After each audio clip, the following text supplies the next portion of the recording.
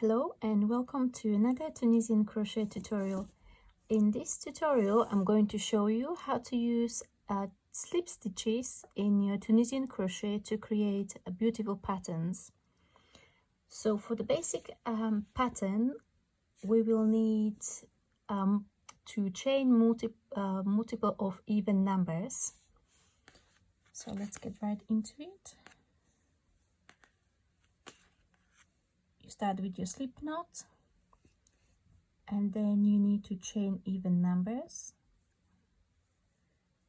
2, 3, 4, 5, 6, 7, 8, 9, 10.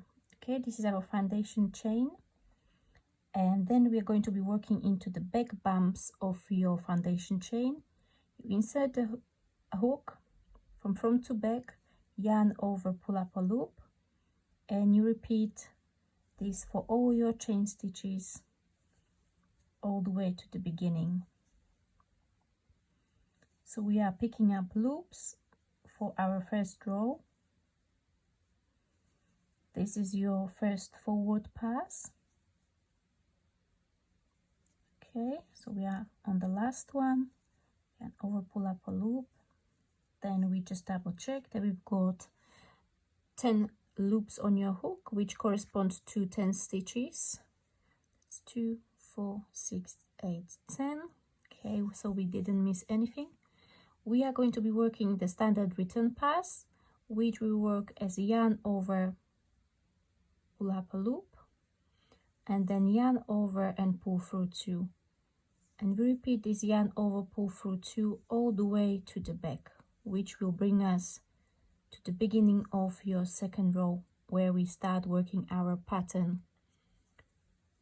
Okay, so this is our first row, or our setup row, as you can see.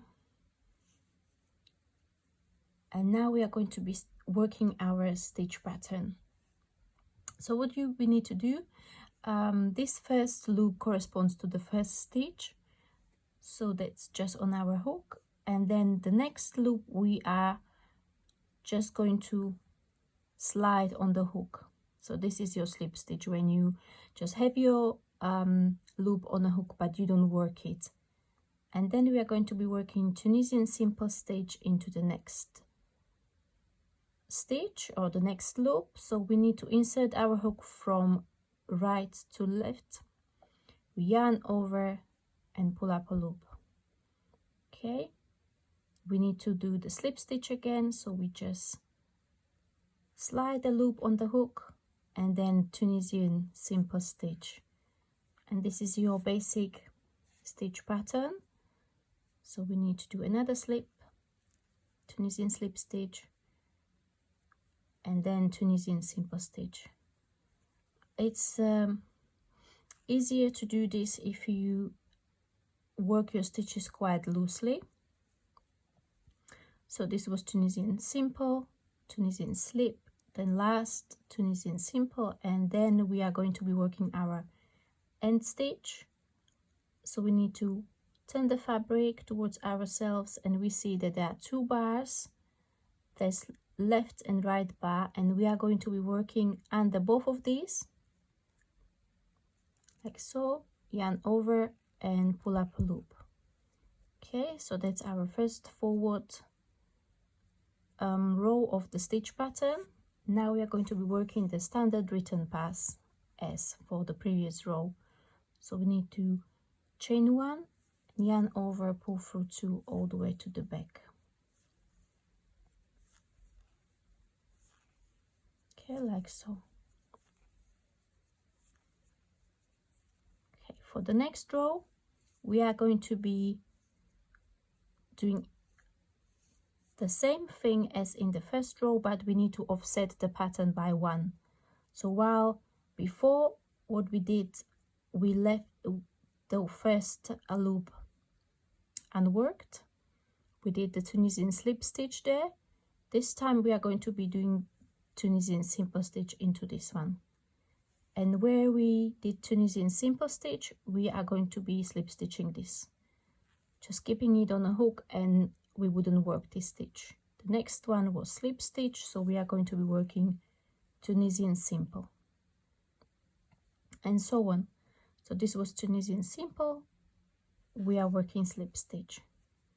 The next one is Tunisian simple, slip stitch, Tunisian simple, and slip stitch.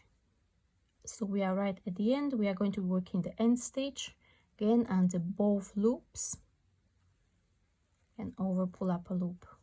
And as before, we are going to be working standard return pass, chain 1, and over pull through 2, over pull through 2, over pull through 2, like so. And that's it. You will then go back to your first row of the stitch pattern when we started with slip stitch. So you would then start this row with slip stitch and then work Tunisian simple stitch, and you would repeat this pattern for the length of your project. So I've prepared 2 small swatches where I worked the same pattern in one color. As you can see, it's really interesting because the length of the loops or the stitches is different and they alternate, so it creates really interesting pattern. And then you can work this in 2 colors, so you would change color of your yarn after each row, and you can carry the yarn along your edges, so you don't have to cut your yarn after every row. And alternating your colors creates this beautiful pattern. That's just by doing the 2-row slip stitch pattern, and you would alternate the color after every single row, so you would get this pattern. Okay, so just to recap, this pattern is worked over even number of stitches, and it is 2-row repeat where you alternate Tunisian slip stitch and Tunisian simple stitch, and doing the same but in the opposite way in the next row. Okay, thank you very much for watching. I hope you found this video interesting. Let me know in the comments what you would make with it, and if you like these videos, please share, subscribe and like. Thank you very much, and see you in the next video. Bye bye.